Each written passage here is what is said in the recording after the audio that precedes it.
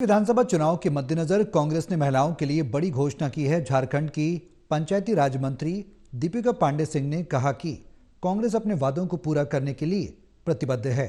साथ ही उन्होंने विपक्ष पर निशाना साधते हुए कहा कि बीजेपी और आम आदमी पार्टी जनता को गुमराह करने के लिए केवल खोखले वादे करती हैं।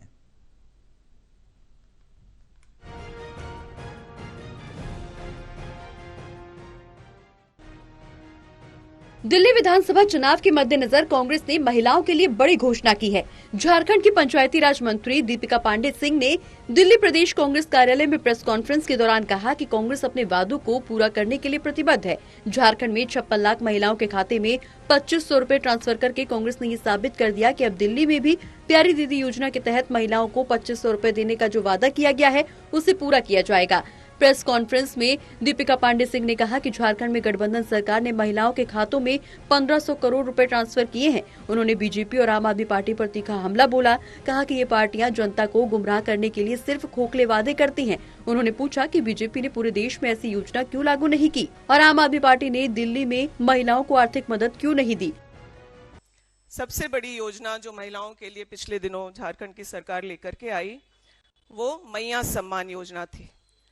इसके तहत हम लोगों ने अगस्त से लेकर के नवंबर तक के महीने में 1000 रुपए महिलाओं को डायरेक्ट बेनिफिट के तहत उनके खातों में देने का काम किया और हमारे चुनावी वादे में मुख्य वादों में था कि हम पहले ही महीने उन्हें 2500 रुपए उनके खाते में देने का काम करेंगे।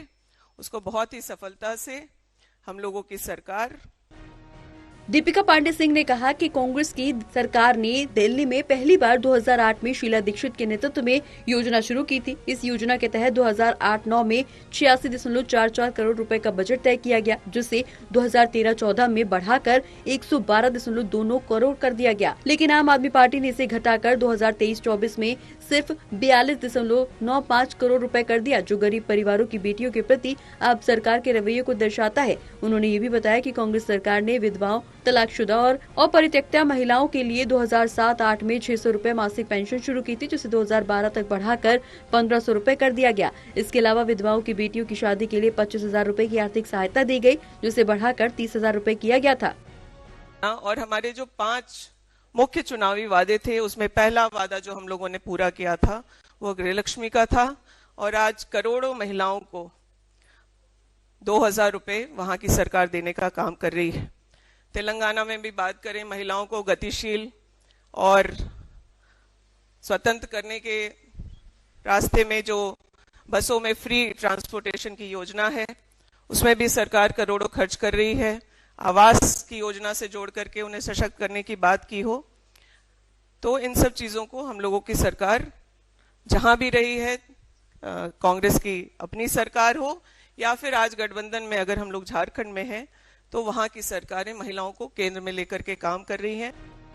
कांग्रेस का कहना है कि बीजेपी और आम आदमी पार्टी सिर्फ कांग्रेस की योजनाओं की नकल करती है, लेकिन वादों को निभाने में विफल रहती है।